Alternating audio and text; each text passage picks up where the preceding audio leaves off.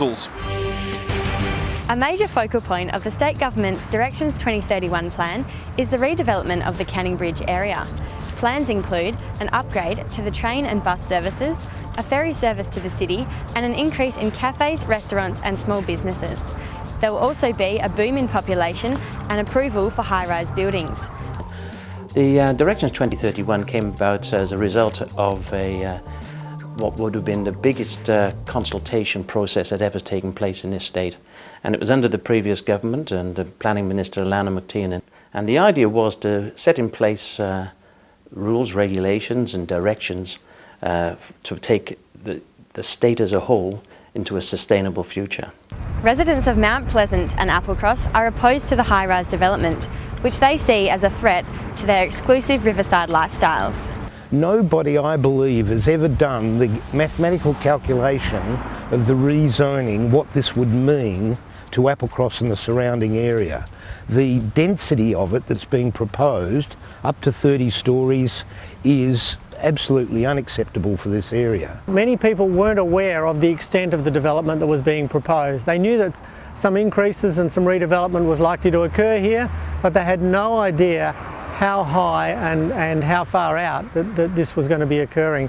There's no proposed buildings at the moment, but there may be potential to have a reasonably high-rise development subject to major considerations such as additional parking being provided, amalgamation of blocks, Palladian style, which means that you may have a 3 or 4 story building at the front, but set back to that would be a tower block of homes, and that tower block may be as high as 20 stories if the demand is there for that.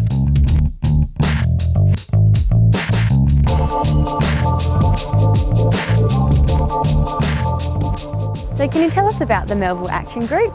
We've got a lot of community input from people that have, we've had some signage and things like that up to promote the Action Group and make people aware of it. People have got to know and they've really thrown their support behind, they share the concerns of the group, and we're here to really support and be a voice for the community.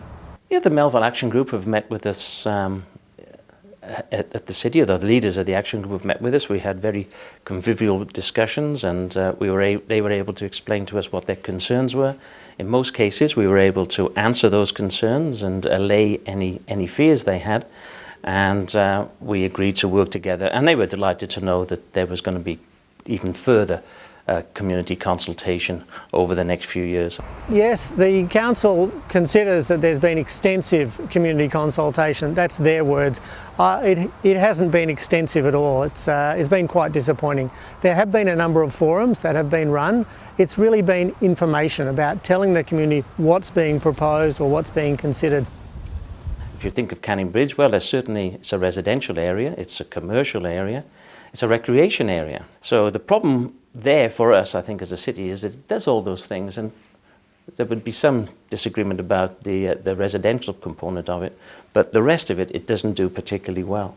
And what we're trying to do is to change that so it does perform all those functions and more for the benefit of our community. Some people may call you anti-development. What would you say back to them? Firstly, that's absolutely wrong. We are not anti-development. We support development. We want development in this area. It's beautiful amenity, trees and the like, and we do want it to be a bit more vibrant and improve development. It's old and it's tired, so we support that. We just support reasonable development. 6, 8, 9 stories, maybe to 12 stories with some podiums. That's quite reasonable development and appropriate for the area. We don't want this to become another North Sydney, and that's what it could be in 20 years' time if we're not careful. The Canning Bridge redevelopment has certainly frayed tensions and divided opinion amongst the community. The heart of the conflict lies in one fundamental question: whether to act in the best interests of the current residents or the best interests of Perth's future generations. I'm Ruth Barber for Undercurrent.